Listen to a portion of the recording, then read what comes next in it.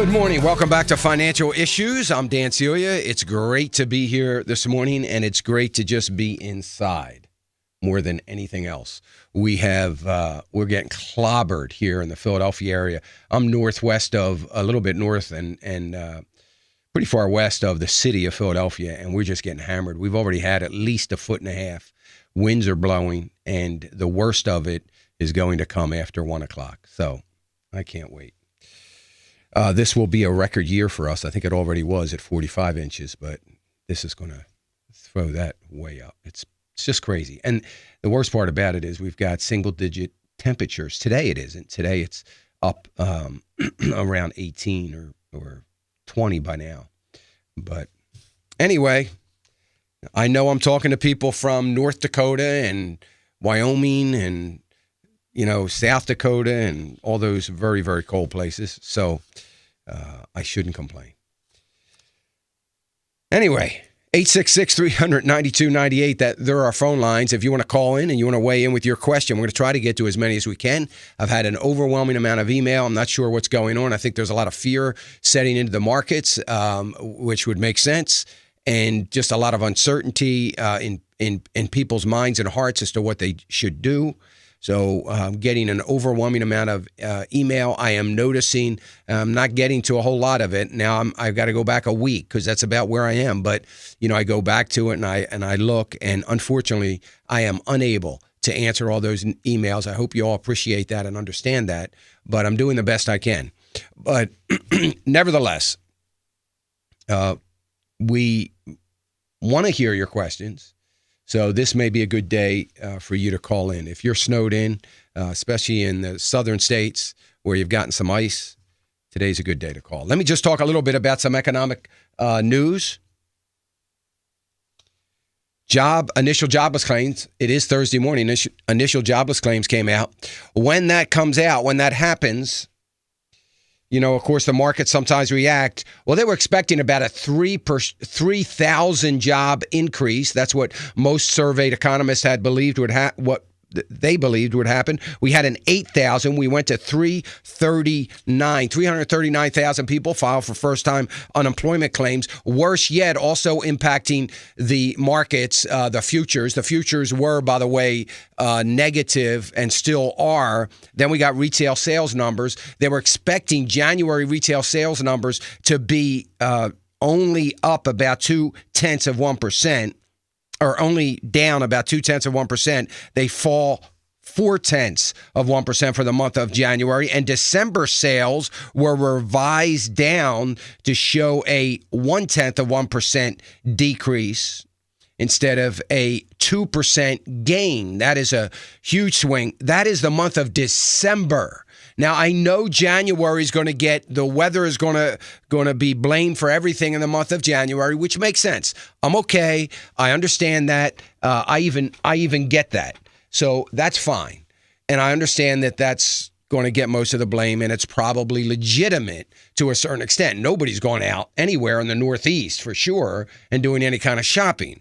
Online shopping, though, is picking up for the month of January. I wouldn't be surprised for the month of February, I wouldn't be surprised if January, February combined in internet shopping is probably a record number compared to past January, Februarys. But nevertheless, retail sales numbers negative. That is not good for the month of December. It's Christmas. You can't blame the weather. We had some rough weather. We had cold weather in the month of December, unseasonably cold. We had below zero temperatures here in the Northeast and low single digits for so much of the month of December, but you could get out.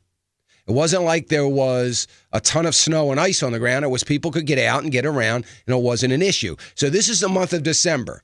Now, I think the December numbers, I know we're into February, but I think the December numbers give us a pretty good indication of where it is we're headed. This is an incredible, remember, retail sales account for one third of consumer spending. 1/3.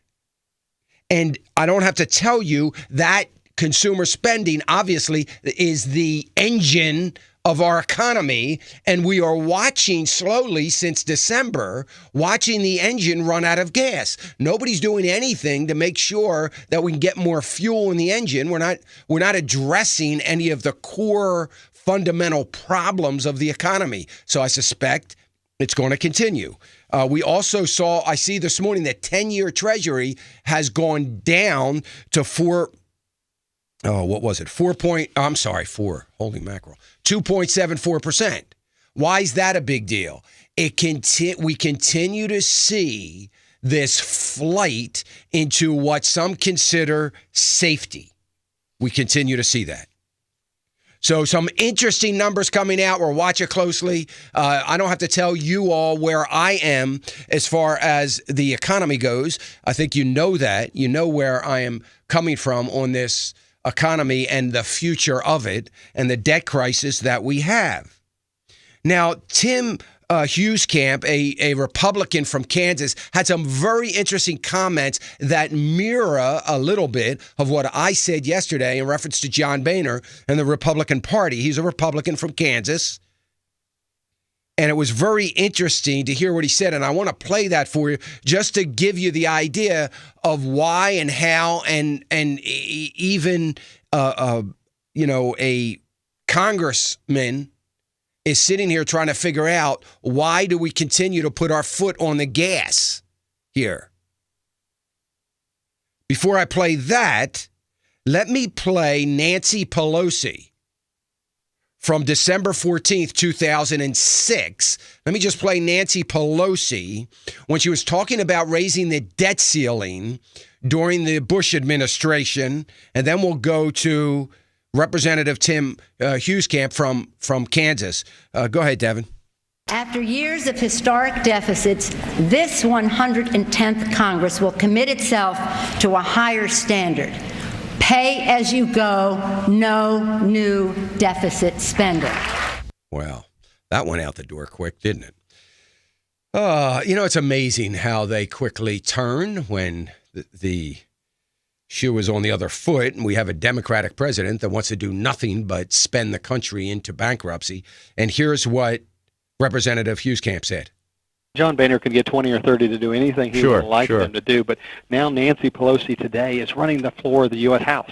Why do we have a Republican majority? What exactly did we get with a majority when we're turning over the floor of the House? I know the Speaker has said this gets the monkey off the back of Washington and his fellow Republicans, but my gosh, it puts another $700 billion gorilla on the backs of our children and grandchildren in new debt. It's totally unacceptable, but it's totally what people have come to expect, even of a Republican majority in Washington. And isn't that sad that that's what people have come to expect? It certainly is what I have come to expect and just know for a fact that that's the way that we are going to continue to go in this country. I thought it was very interesting him saying, what good is it? What is it exactly that we have gained? He's talking about Republicans here. What is it Republicans have gained by having a majority in the House when basically, he didn't come right out and say this, but he's saying basically Nancy Pelosi is still controlling everything. I mean, it's unbelievable. I mean, so you're the Speaker of the House, John Boehner. Don't you have a sense of, I don't know, a sense of even if it's just a sense of competitiveness? I mean, last time I checked, Speaker Boehner, you were in charge. So maybe, just saying, maybe the problem is your leadership.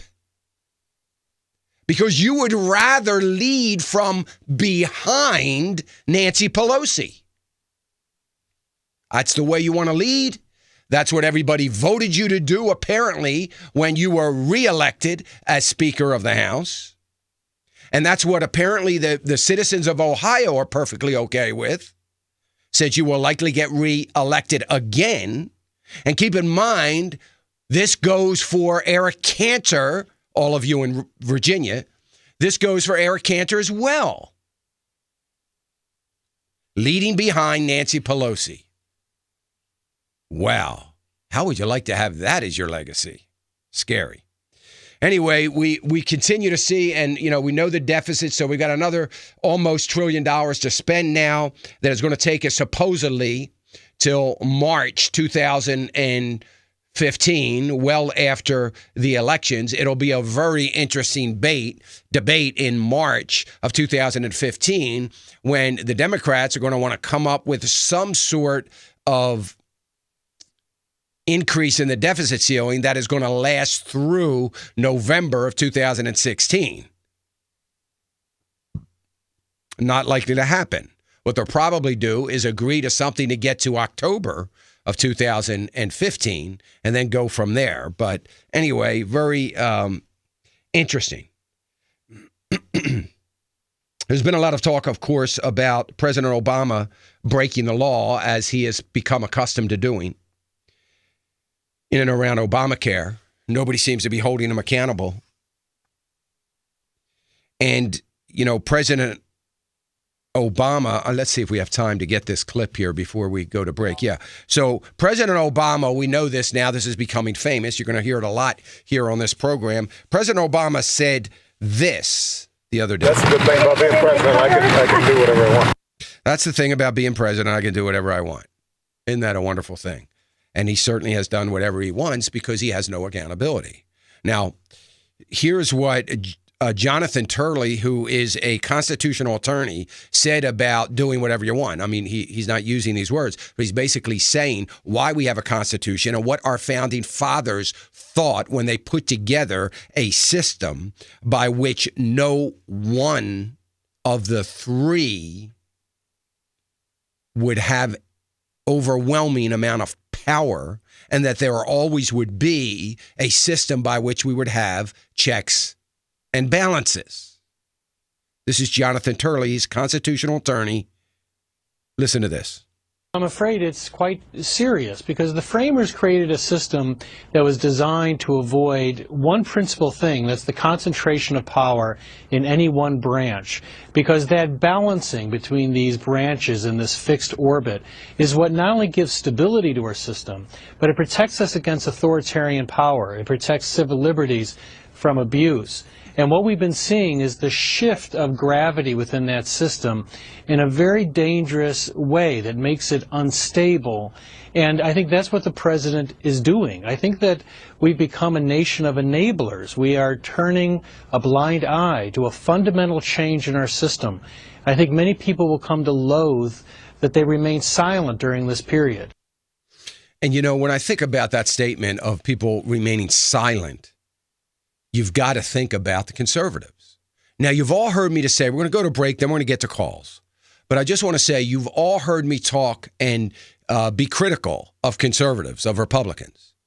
And silence is approval. If you don't believe something, stand up for it and speak about it. I speak to boards, corporate boards, about ethics, governance, and morality even. But mostly about the leadership of a board. If you are going to sit there and be silent, that is approval. When somebody is silent to me, someone that I am partnering with, or someone that I am doing business with, someone that I serve on a board with, whatever the situation is, when they sit in silence, I have to believe that they don't agree either with anything I'm saying or doing. They don't like anything I'm saying or doing, or they're sitting in silence because they never because they do agree. It's always because they don't agree. That's just what the impression is.